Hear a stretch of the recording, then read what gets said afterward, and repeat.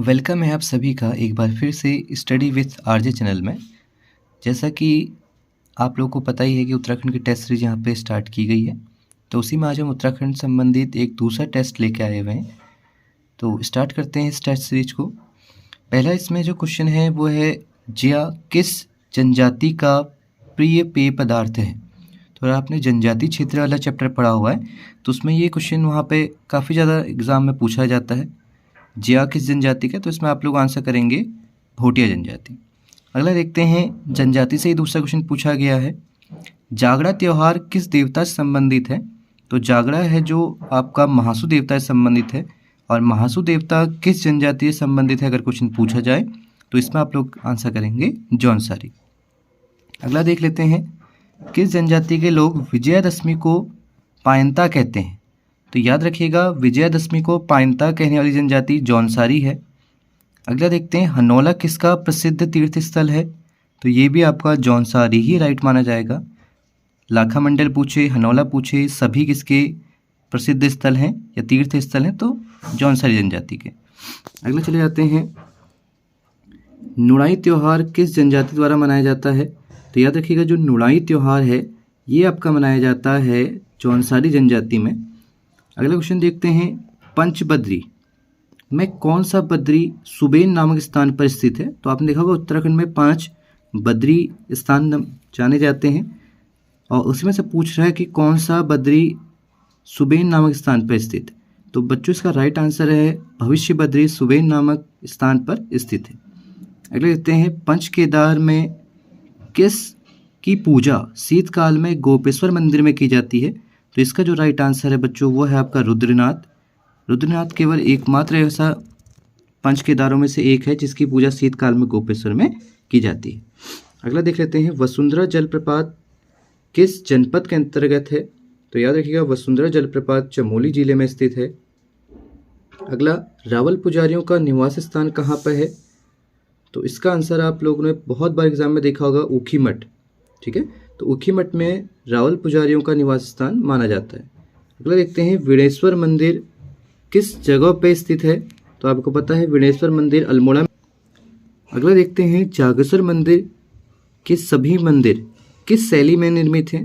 तो याद रखिएगा, इसका राइट आंसर है आपका केदार शैली। तो जितने भी जागेश्वर के मंदिर हैं वो सारे के सारे केदार शैली में निर्मित बनाए हुए हैं। अगला क्वेश्चन देखते हैं, फलों का देश या आर्चर कंडी के नाम से उत्तराखंड में किसे जाना जाता है। देखिए यहाँ पे रानीखेत भी आया है, चौबेटिया भी आया है, तो इसका आंसर रानीखेत के अंदर स्थित जगह चौबेटिया ही मानी जाएगी। तो इसका राइट आंसर करेंगे ए। अगला चलते हैं, गांधी कुटीर निम्नलिखित में से कहाँ स्थित है। तो याद रखिएगा, फिर वही है, यहाँ पे रानीखेत भी है, ताड़ीखेत भी है। तो इसमें जो राइट आंसर है पर्टिकुलर प्लेस पकड़ेंगे जो है आपका ताड़ीखेत। अगला जाते हैं, पवित्र स्थल तालेश्वर कहाँ है। आपको पता होगा तालेश्वर अभिलेख आपने उत्तराखंड के वंश में पढ़ा होगा, तो वही तालेश्वर पूछ रहा है जगह कहाँ पे। तो इसका राइट आंसर होगा आपका अल्मोड़ा। अगला जाते हैं, प्रसिद्ध पांडु स्थल निम्नलिखित में से किस स्थान पे है। याद रखना, एक पांडु खोली है और एक पांडु स्थल है।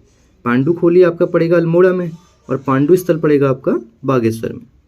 अगला देख लेते हैं, शिल्पकला की दृष्टि से चंपावत जिले का सर्वोत्कृष्ट मंदिर कौन सा है। तो याद रखिएगा, यहाँ पे जो सबसे अच्छा मंदिर जो है यहाँ पे प्रसिद्ध बोला जाता है वह है बालेश्वर का मंदिर।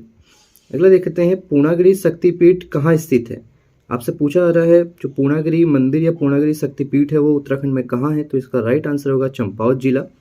अगला देख लेते हैं, सुदर्शन दर्शन के लेखक कौन है। तो आपने बहुत बार नाम सुना है, मौलाराम की कृति है सुदर्शन दर्शन।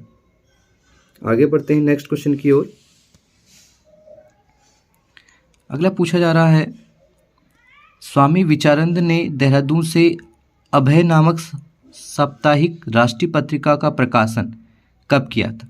तो याद रखिएगा, जो इसका राइट आंसर है वह 1922 में। अब ये क्वेश्चन दो तरीके से पूछा जा सकता है, या तो पूछेगा अभय नामक साप्ताहिक पत्रिका किसने निकाली। तो स्वामी विचारानंद ने। कहाँ से निकाली, तो देहरादून से निकाली। कब निकाली, तो 1922 में निकाली। अगला चलते हैं, अल्मोड़ा में घर घर में देवता के रूप में पूजे जाने वाले चंदवंशीय राजकुमार कौन से हैं। तो आपको पता है गोलू देवता काफ़ी ज़्यादा फेमस है, न्याय के देवता के रूप में जाने जाते हैं, या पर्चियों वाले देवता के रूप में जाने जाते हैं, जिनके मंदिर में सब लोग क्या करते हैं, न्याय हेतु पर्चियाँ टाँग के जाते हैं। अगला देख लेते हैं, मतीराम व रतन कवि किस पवार शासक के दरबारी कवि थे? तो याद रखिएगा मतीराम और रतन कवि फतेह शाह के उसमें है। अगला देखते हैं, गोरखा शासकों के समय दुधारू पशुओं के मालिकों से लिया जाने वाला, या कहीं कहीं पे लिखा मिलता है दुधारू पशुओं से लिया जाने वाला कर कौन सा है? घी कर है। अगला देख लेते हैं, कुमाऊं परिषद का प्रथम अधिवेशन। देखिए कुमाऊं परिषद से काफ़ी ज़्यादा क्वेश्चन पूछे जाते हैं, इसके अधिवेशनों से क्वेश्चन पूछे जाते हैं। तो जैसा कि इसमें आप लोग देखेंगे, जो कुमाऊं परिषद की स्थापना है 1916 में होती है और जो इसका पहला अधिवेशन होता है वो होता है 1917 में। अगला देख लेते हैं, अल्मोड़ा अखबार के होली अंक सन 1918 में बी डी पांडे ने एक गज़ल लिखकर किस कमिश्नर पर कुठाघात किया था? यानी बोल रहे हैं कि किसने अपने शब्दों से किस कमिश्नर के लिए कटु शब्द लिखे हुए थे या सीधे आघात किया था? तो वो है कमिश्नर लोमास। तभी आपने सुना होगा 1918 में कमिश्नर लोमास द्वारा अल्मोड़ा अखबार को बंद कर दिया जाता है। अगला चलते हैं, देशभक्त प्रेस की स्थापना किसने की है? तो यही आपके देशभक्त प्रेस से ही शक्ति समाचार निकाला जाता है अल्मोड़ा अखबार के बाद। तो इसकी जो राइट आंसर है वह है बी डी पांडे। अगला देख लेते हैं, कुमाऊं परिषद का चौथा अधिवेशन काशीपुर में कब हुआ?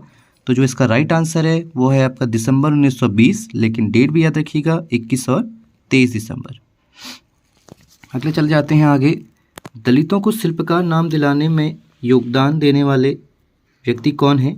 तो इसमें राइट आंसर है हरिप्रसाद टमटा। अगला देख लेते हैं, गधिज ऑफ हिमालय के रचनाकार कौन है? तो इसके जो राइट आंसर है वो है आपके डॉक्टर श्याम सिंह। अगला देख लेते हैं, 1985 में संस्कृत में योगदान हेतु किस व्यक्ति को सर्टिफिकेट ऑफ ऑनर्स से सम्मानित किया गया है? तो संस्कृत में जो काफ़ी ज़्यादा योगदान दिया है वह डॉक्टर शशिधर शर्मा ने।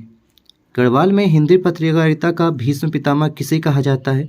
तो विशंबर दत्त चंदोला को ही गढ़वाली में हिंदी पत्रकारिता का भीष्म पितामह कहा गया है। अगला देख लेते हैं, हरिप्रसाद टमटा शिल्पकार सभा का गठन कब किया जाता है? या टमटा शिल्पकार सभा का गठन भी पूछेगा तो आप राइट आंसर करेंगे 1905 में। और लास्ट क्वेश्चन यहाँ पे देख लेते हैं, डालो का दगड़िया नामक संगठन का गठन किसने किया था?